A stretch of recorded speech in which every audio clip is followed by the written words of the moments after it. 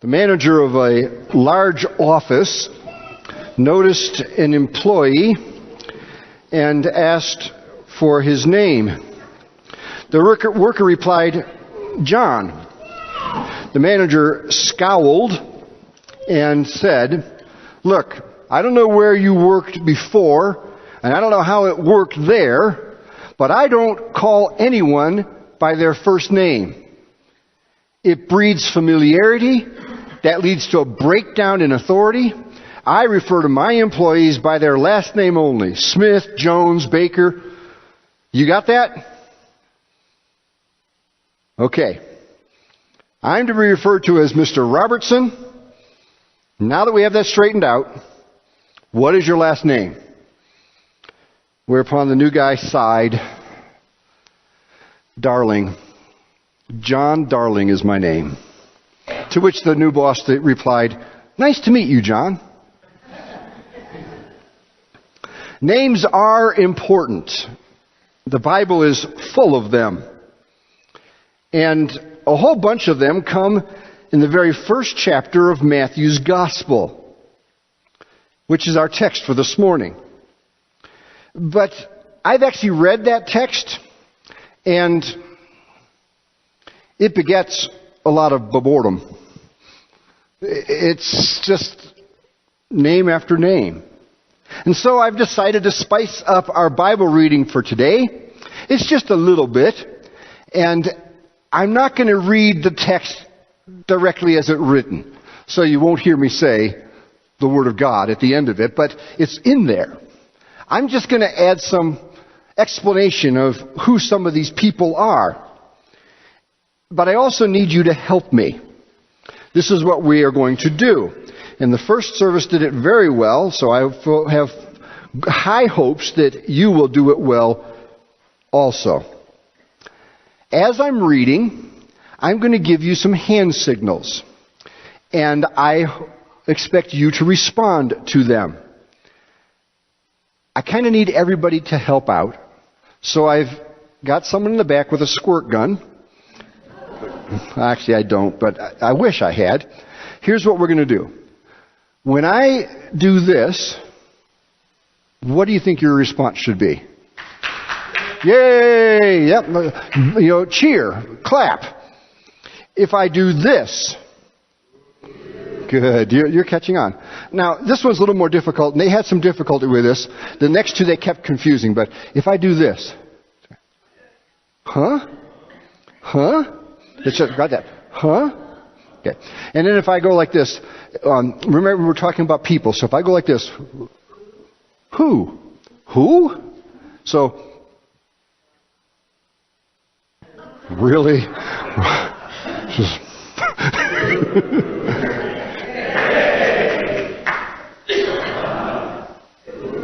You've got it. So now to Matthew chapter 1. The book of genealogy of Jesus Christ. The son of David. The son of Abraham. Abraham was the father of Isaac.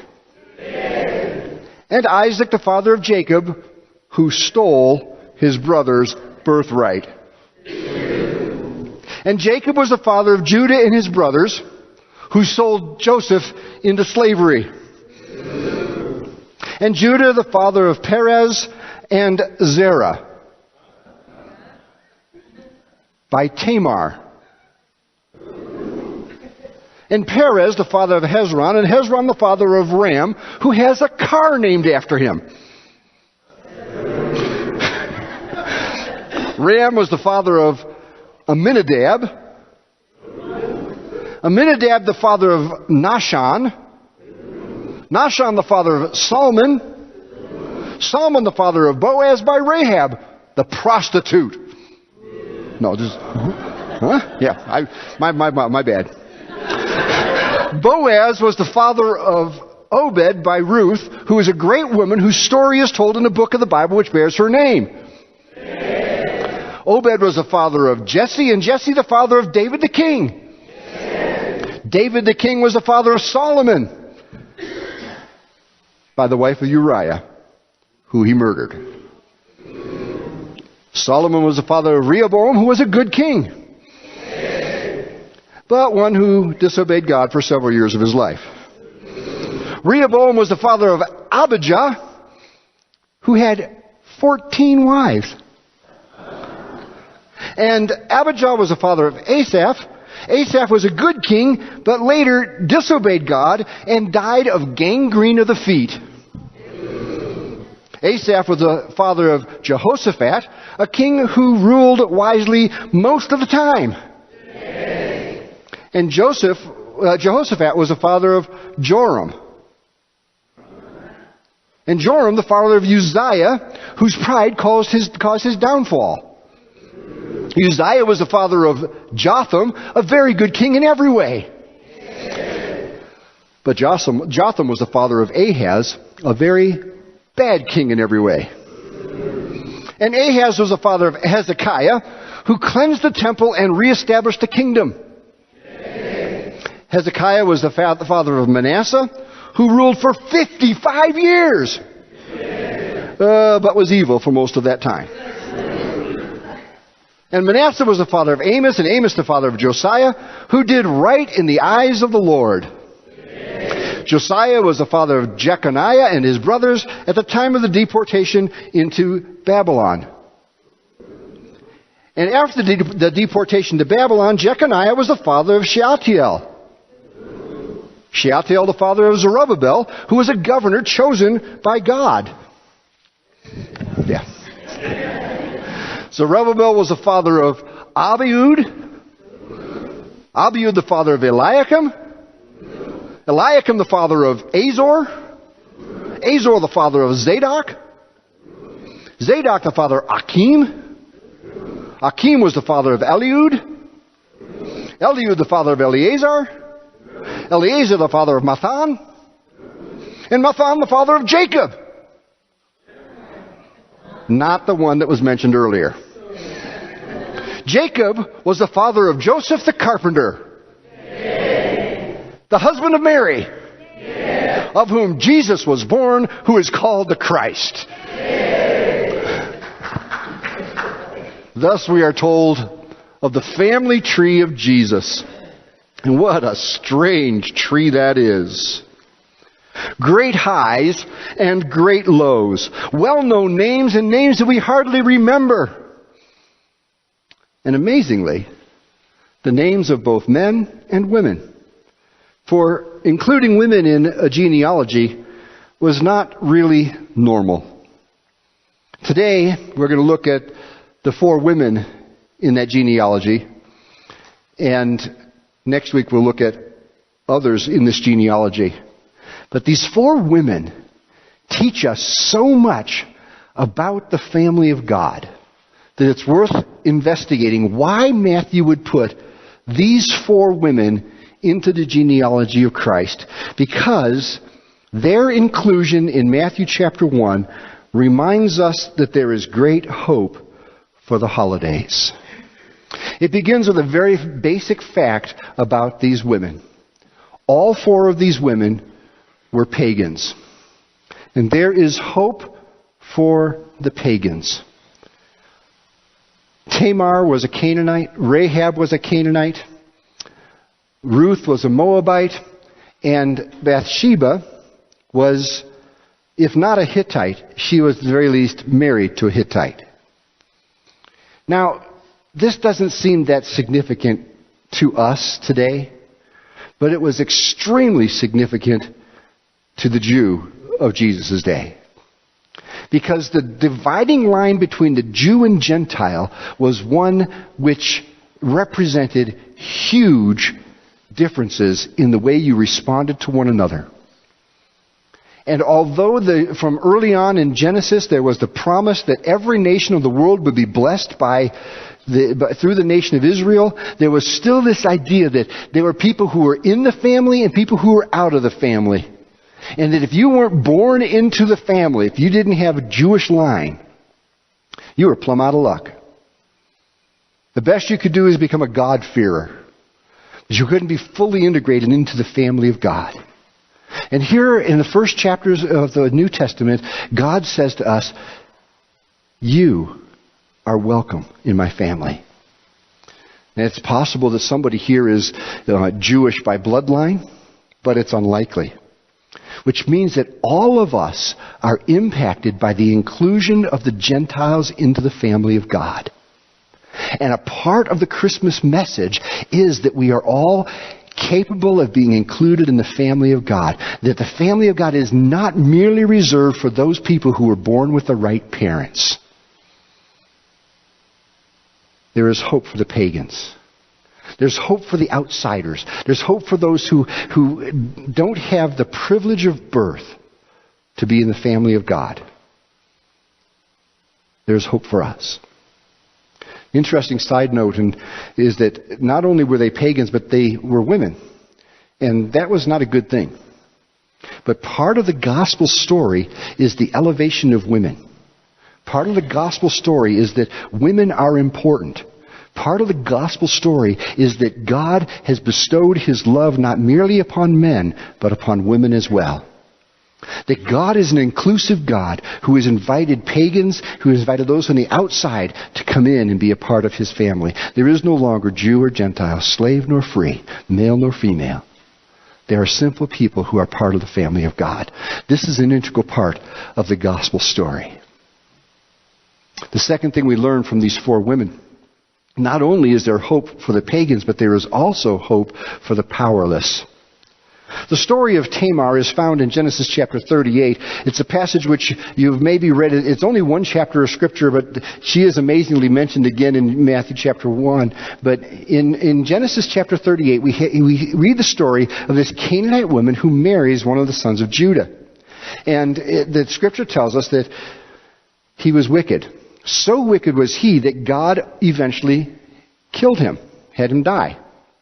And in that passage, it plays out something which is alluded to in the New Testament when Pharisees come to Jesus, Sadducees come to Jesus and say, there was a man who was married, he died without a child, and then his brother took his wife to have a child, and he died without a child, and there were 7 of the men married her. You remember that story? That talks about the Levirate law, which said that if your brother got married and didn't produce a child, then you were by law required to produce an heir for him. And that story is told in the New Testament. Well, it's played out in Genesis chapter 38. In Genesis chapter 38, Tamar gets married. Her husband doesn't give her a child. He dies. And so Judah tells his next son that he is to go and he is to produce an heir. But read the story. He didn't want to do it. And so he does some things which infuriate God, and God brings judgment upon him, and he dies. So she is now twice widowed with no children. And she goes to Judah, and Judah has another younger son, and Judah says, yeah, I'll give him, when he comes of age, then he'll take care of business. Only problem is that Judah didn't want to do that. And as the younger son keeps growing up and he comes of age, she realizes that he's not going to keep his word. And she's powerless to do anything about it. She lives in a society where women are not valued. And now she is at the mercy of Judah, and Judah has decided to reject her. When the story goes on in Genesis 38 that she dresses as a harlot, sits at the gate of the city. Judah comes, and he sees this beautiful woman. She's wearing a veil. He doesn't recognize her as his daughter-in-law. He hires her as a prostitute. He doesn't have the goat to pay with, so he gives her his staff and his ring and says, I'll pay the next day. And so the next day he sends one of his servants with a goat, but the harlot at the gate is gone. Nobody even knows that there was a harlot at the gate because there wasn't. She trapped him. She gets pregnant. The problem with being a single woman and pregnant in that day and age is that was punishable by death. And so she's publicly humiliated. Now she is this widow who is pregnant, and obviously there's some hanky-panky going on that shouldn't be going on, so let's kill her. And she then produces Judah's staff and his ring and says, the father of the child owns these. And Judah says something incredible in that passage. He said, she is more righteous than I. And she gets included in the genealogy of Christ. Someone who was totally powerless, who was not able to fend for herself, who had to come up with unacceptable means to survive. And she's included in the genealogy of Christ. The second woman in that story is the woman Rahab. You remember Rahab. Her story is actually contained in Joshua chapter 2. It's a story where they're coming into the promised land, and they come into the city, and she ends up harboring the spies, and she's a prostitute. One thing about prostitutes, very, very few prostitutes go into business because they just like selling their bodies. She had no place to turn, nothing to do. Powerless in a society which was male-dominated. And this woman makes it into the line of Christ because there's hope for the powerless. Or how about Ruth, the Moabite, who is part of a nice family circle with her husband, his dad and mom, and her brother-in-law and his wife, and all the men die. And they got to figure out what to do. And she's powerless, so she goes with her mother-in-law to Israel, and she gleans from the leftovers of a field for Boaz, and the text tells us that she slept at Boaz's feet in total faith that somebody else would take care of her. She's living at the absolute mercy of other people around her. Totally powerless to take things into her own hands and to make stuff happen. And she's included in the genealogy of Christ. And then there's Bathsheba. Her story is found in 2 Samuel chapter 11. And she's actually in Matthew, she's just referred to as the wife of Uriah. And you remember him, he was a soldier. And he's off fighting the king's battles when the king plays Peeping Tom. Now, some people suggest that, Bathsheba was trying to lure him. However, the traditions of the day suggest that probably she was just doing what other people did. That they often had baths on their roof and you weren't supposed to look. The polite thing is to avert your eyes. And so she's married and she's bathing and, David's got his binoculars out and okay, maybe not, but she does catch his eye, and the king comes knocking on her door. Now, I asked this in the first service on how many of you, if the Secret Service called you and said, President Obama would like to speak to you, would really say no?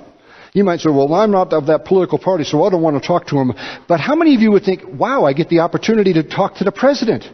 Most of us, although we have the right to say no, most of us would say, yeah, I'll do that. I got a few things I'd like to say to the man. If he wants to talk to me, I got some, Bathsheba couldn't say no. The king of Israel comes and he has the ability to say no or die. Or, say yes or die. So he comes knocking on her door, and she is summoned into his bedroom. And no matter how congenial it was, she didn't have the choice of saying no. Totally powerless. Totally abused. Totally taken advantage of. And she makes it into the genealogy of Christ. Many times we feel powerless. We feel there's things going on around us that we can't control. We can't possibly hope to make it through because no matter what we do, there's always somebody who's stronger or more powerful, and there's hope. There's hope for the powerless because God is on our side. So not only is there hope for the pagans, there's hope for the powerless, but these four women have something else in common. These four women have experienced intense pain. There's hope for the pained. For people who have gone through experiences that nobody wants to go through. Think of Tamar, who experiences the pain of not one, but two husbands that die, who then experiences rejection from the person who was supposed to take care of her. And then she experiences public humiliation because she's pregnant. She's not supposed to be.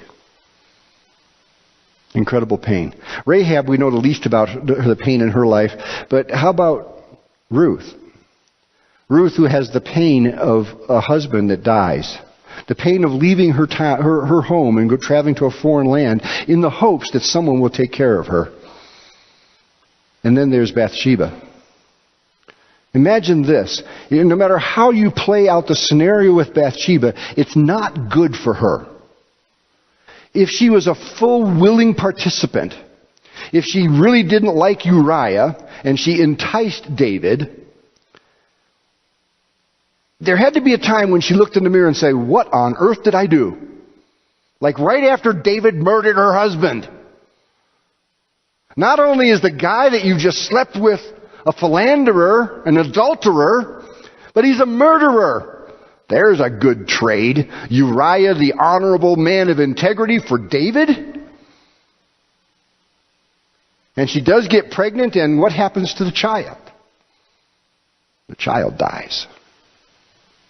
I'll tell you what. In 35 years of ministry, I've seen people who have had a child die. There are a few things which crush a heart more than losing a child. I've sat with people whose spouses have died. Their life is drained out of them. Full of pain. So whether it's Tamar or Rahab, Ruth, or Bathsheba, these four women give us this incredible picture of people who are full of pain and included in the family of God. That's pretty cool. And that's where it comes to us. Because for each of us, we're all pagans. We're pagans by birth, outsiders. We don't belong to the family of God, except through this thing which was initiated way back in the book of Genesis, but came into being as God became flesh. And in a much more dramatic way, opened the home of heaven to us. That God has said, it's not about whether you have the right parents.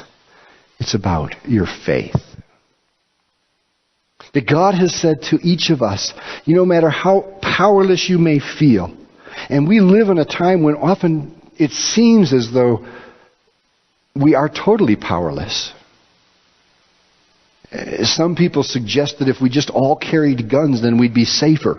We would have power if we just all carried guns. Frankly, I've met a lot of people who I hope never get a hold of guns.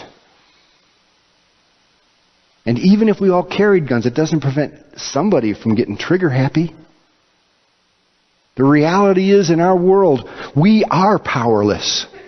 We are only preserved by the grace of God.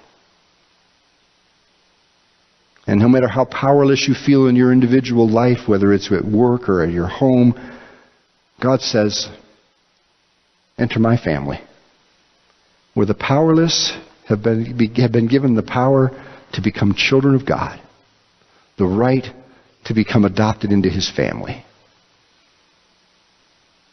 And maybe you aren't experiencing pain today, but if you live long enough, you will.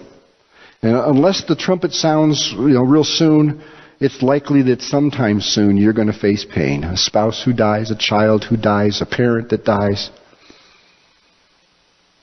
someone who rejects you, someone who says things which hurt. We're going to experience pain. And here's the cool thing. The genealogy of Christ reminds us that there is hope. There is hope for us. There is hope for all generations throughout the holiday season because God saw fit to include the pagans, the powerless, and the pained in His family. There is hope for us. Really? There is hope for us.